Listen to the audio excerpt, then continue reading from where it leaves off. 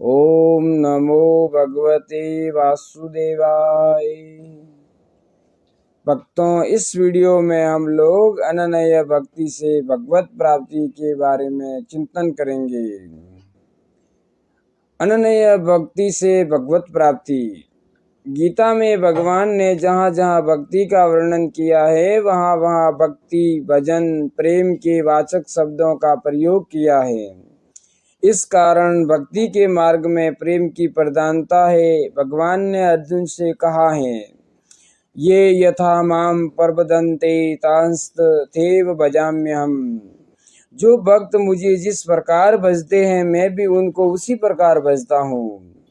यहाँ यथा शब्द प्रकार अर्थ में है, अर्थात जो मेरा ध्यान करता है उसका मैं ध्यान करता हूँ। जैसे महाभारत में वर्णन आता है कि राज्य पाने के पश्चात राजा युधिष्ठिर श्री कृष्ण के पास गए और कृतज्ञता प्रकट करने लगे कि प्रभु, हमने आपकी कृपा से ही यह राज्य पाया है। किंतु भगवान ने कोई उत्तर नहीं दिया क्योंकि वे उस समय ध्यान मग्न थे। तब युधिष्ठिर ने आश्चर्य करते हुए पूछा, आप तो अमित पराक्रमी, समस्त जगत के आश्रयदाता पुरुषोत्तम है, आप किसका ध्यान कर रहे हैं? इस पर भगवान ने कहा, सरतल्पगतो भीष्मः साम्यननीव उतासनः मां दयाति पुरुष व्याघ्र सततो में तद्रगतम मनः। महाभारत शांति पर्व। राजन, बाण संज्ञा पर पड़े हुए पुरुष यह भीष्म जो इस समय बुझती हुई आग के समान हो रहे हैं, मेरा ध्यान कर रहे हैं, इसलिए मेरा मन भी उन्हीं में लगा हुआ है। इसलिए समझना चाहिए कि भीष्म का भगवान में कितना प्रेम था और भगवान के स्वभाव की ओर भी ध्यान देना चाहिए कि उनकी कितनी सुहृदता है। भगवान सबके सुहृद हेतु रहित दया और प्रेम करने वाले हैं। इस प्रकार जानने से मनुष्य को शांति मिल जाती है। भगवान कहते हैं, सुहृदं सर्वभूतानां ज्ञात्वा माम शान्तिमर्चसति। गीता। मेरा भक्त मुझको संपूर्ण भूत प्राणियों का सुहृद अर्थात स्वार्थ रहित, दयालु और प्रेमी ऐसा तत्व से जानकर शांति को प्राप्त होता है। जैसे सूर्य का प्रकाश सब जगह समान ही रहता है, किंतु दर्पण में तो सूर्य प्रतिबिंबित होकर प्रत्यक्ष की भांति दृष्टिगोचर होते हैं और काष्ठ पत्थर आदि में नहीं। इसी तरह भगवान सब जगह समान भाव से रहते हुए भी जिसका हृदय दर्पण की भांति शुद्ध है और जो भगवान को प्रेम से भजता है, उसके हृदय में विशेष रूप से निवास करते हैं। भगवान ने स्वयं कहा है, समोऽहं सर्वभूतेषु न मे द्वेषो अस्ति न प्रियः, ये भजन्ति तु माम भक्त्या मयि तेषु चाप्यहम्। गीता। मैं सब भूतों में समान भाव से व्यापक हूँ, न कोई मेरा अप्रिय है और न प्रिय है, परंतु जो भक्त मुझको प्रेम से भजते हैं वे मुझ में है और मैं उन्हीं में प्रत्यक्ष प्रकट हूँ। जो भगवान के प्रति निष्काम भाव से अनन्य प्रेम करता है, भगवान भी उसके प्रति वैसा ही प्रेम करते हैं। भगवान ने गीता में बताया है, तेषां ज्ञानी नित्य युक्तः एक भक्ति विशिष्यते प्रियो हि ज्ञानिनो अतयर्थमहं स च मम प्रियः। गीता। उनमें नित्य मुझ में एक ही भाव से स्थित अनन्य प्रेम भक्ति वाला निष्कामी ज्ञानी भक्त अति उत्तम है, क्योंकि मुझको तत्व से जानने वाले ज्ञानी को मैं अत्यंत प्रिय हूँ और वह ज्ञानी मुझे अत्यंत प्रिय है। इतना ही नहीं, भक्त प्रेम से भगवान को जो कुछ भी देता है उसे भगवान प्रकट होकर ग्रहण करते हैं। पत्रम पुष्पम फलम तोयम यो म भक्तया प्रयच्छति तदहं भक्तयुपहतमस्नामि प्रेतात्मनः। गीता।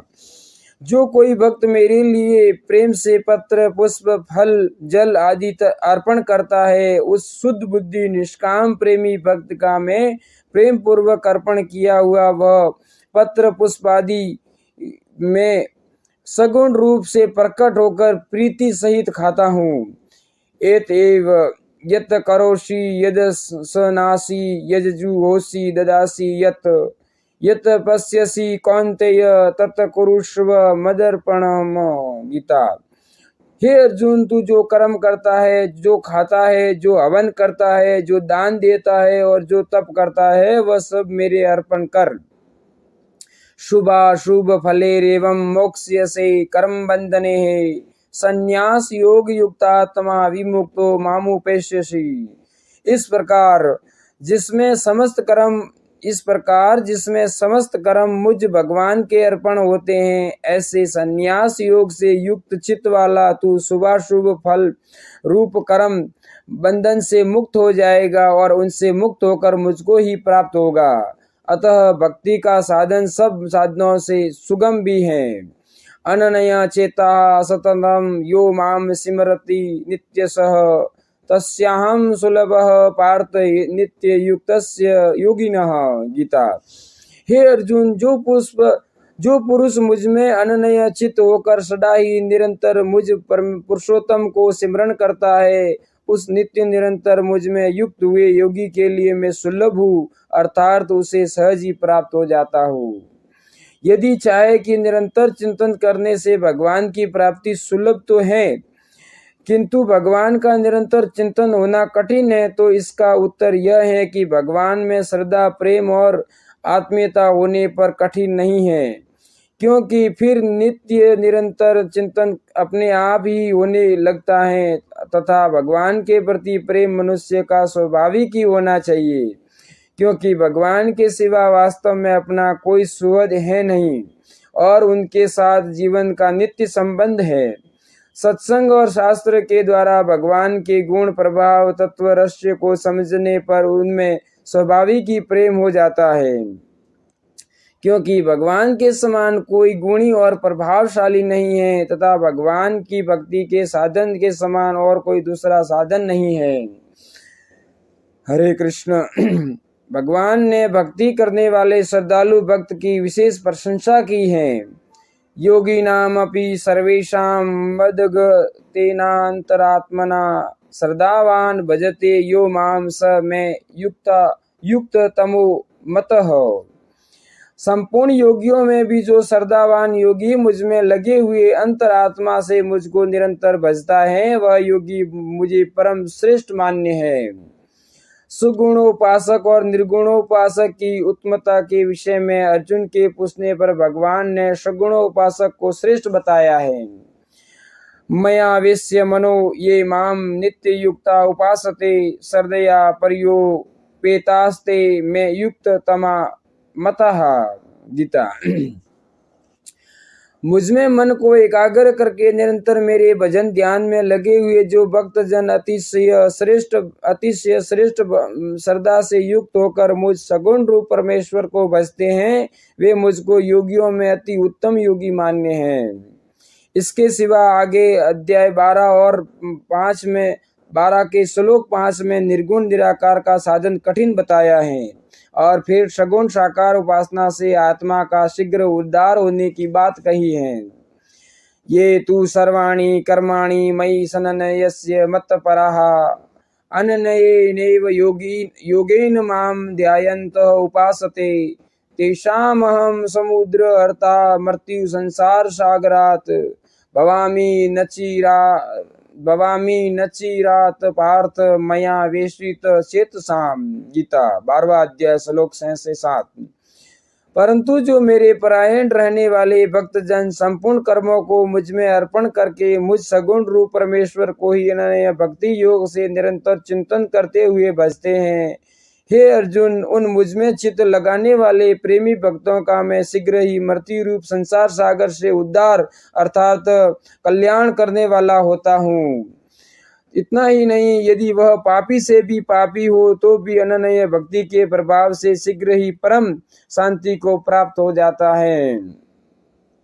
अपि सेत सुदुराचारो भजते माम भाक साधुरेव स मंतव्यः सम्य गवयवसितो हि सः क्षिप्रं भवति धर्मात्मा शाश्वतशान्तिं निगच्छति कौन्तेय प्रति जानीहि न मे भक्तः प्रणश्यति। गीता।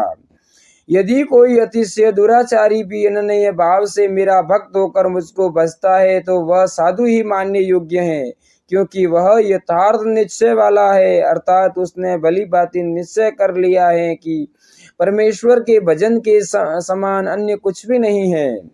वह शीघ्र ही धर्मात्मा हो जाता है और सदा रहने वाली परम शांति को प्राप्त होता है। हे अर्जुन, तू निश्चय पूर्वक सत्य जान कि मेरा भक्त नष्ट नहीं होता। भगवान की अनन्य भक्ति, अनन्य प्रेम से भक्त भगवान का दर्शन, यथार्थ ज्ञान और भगवान में प्रवेश भी कर सकता है। भक्तया तव अनन्यया शक्य अहमेव विदो अर्जुन ज्ञातुम द्रष्टुम च तत्वेन प्रवेष्टुम च परंतप। गीता।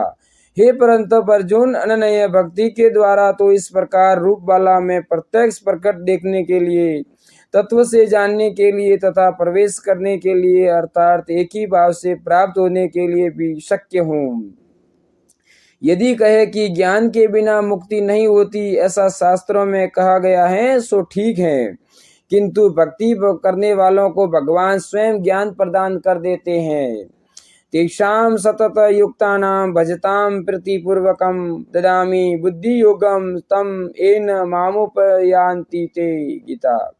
तो उन निरंतर मेरे ध्यान आदि में लगे हुए और प्रेम पूर्वक भजने वाले भक्तों को मैं वह तत्व ज्ञान रूप योग देता हूँ, जिससे वे मुझको ही प्राप्त होते हैं। एतेव भक्ति योग में भगवान के प्रति अनन्य विशुद्ध दृढ़ प्रेम होना ही प्रधान है। उस परम प्रेम की प्राप्ति के इच्छुक साधकों को अपने समय के प्रधानतया 3 विभाग समझने चाहिए: एकांतिक साधन काल, व्यवहार काल, शयन काल। इनको किस प्रकार सुधार कर उत्तमोत्तम रीति से व्यतीत किया जाए, इस पर विचार किया जाता है। अगर भक्तों आपको वीडियो पसंद आया हो तो इस वीडियो को लाइक करना, इस चैनल को सब्सक्राइब करना और आगे से आगे शेयर करना।